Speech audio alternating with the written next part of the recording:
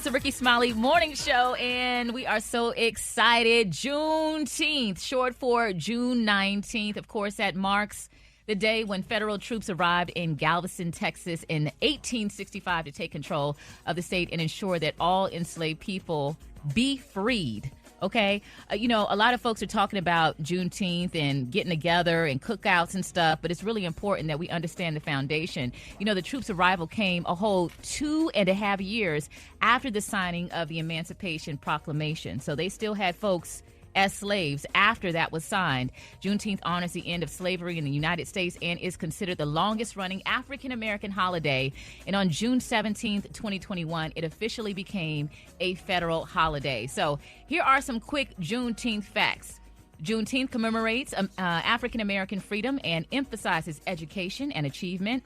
This is one that really stood out for me and really amplifies the importance of togetherness for Juneteenth. Many former slaves did not stay on the plantation as workers, and instead they left in search of new beginnings or to find family members who had been sold away. Can you imagine that? That's just sad. Yeah. When you break up families like that, right? And the first thing you're thinking of, I'm going to go and find my family. Yeah. It's just heartbreaking, and I think that's why it's so important that we celebrate family, that we get together and celebrate our heritage, our blackness, and all of the things that had to take place that gives us the privileges that we enjoy today.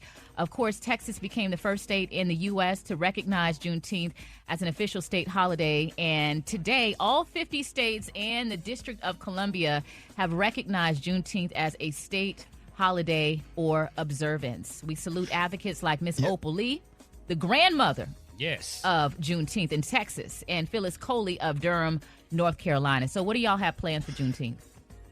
Well, I'm going to be at Rickwood Field in Birmingham. They're going to be celebrating Juneteenth. I think two of the major teams from the Major League Rock team, they're going to come and play at the world-famous Rickwood Field where the Negro Baseball League played a lot of games there. Birmingham Barons, yes, indeed. Yeah, the Birmingham Barons. And you might not know this, Brad. Michael Jordan played baseball for the Birmingham Barons when he left the Chicago Bulls. Yep. Oh, no idea. Came to Birmingham and played baseball, and then he stopped playing baseball and he went back to the NBA or whatever. But I haven't been to Rickwood Field since I was a kid, and that was when my mom took me to see Marvin Gaye in concert, like real talk. And I didn't know about Juneteenth until I moved to Texas. And when I moved to Dallas, I remember Gary used to talk about Juneteenth, and then I would hear Pastor Haynes talk about it all the time. And that was the first that I had heard of it.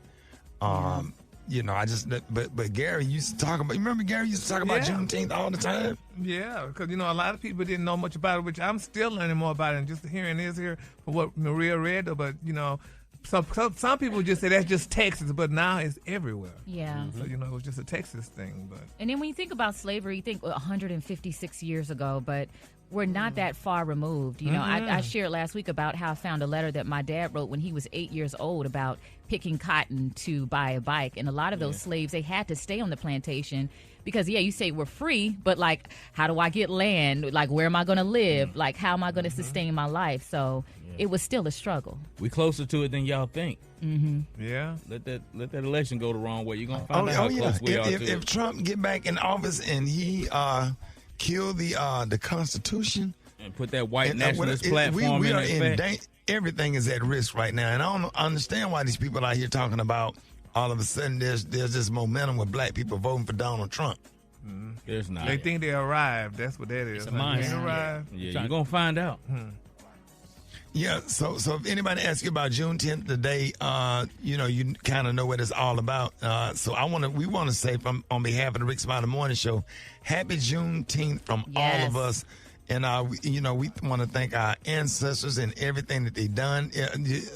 The fact that the reason why I just carry myself a certain way and do certain things, somebody died and made personal sacrifices, even ultimate sacrifices, just so we can have what we have and be able to do what we do. So we thank God for our ancestors or whatever, and that's why we got to continue to keep the legacy going, get out and vote or whatever, because everything is at risk. And I tell you, this next presidential election, this next president will probably get to pick 2 United States Supreme Court justices. So we thinking that Clarence Thomas and Alito might retire or something else. If Trump whatever. wins, they will retire so that he can put 2 very young, very radical right-wing justices on there. Yeah, and they'll control the Supreme Court for the rest of our lives. So more Rickey Smiley Morning Show coming up.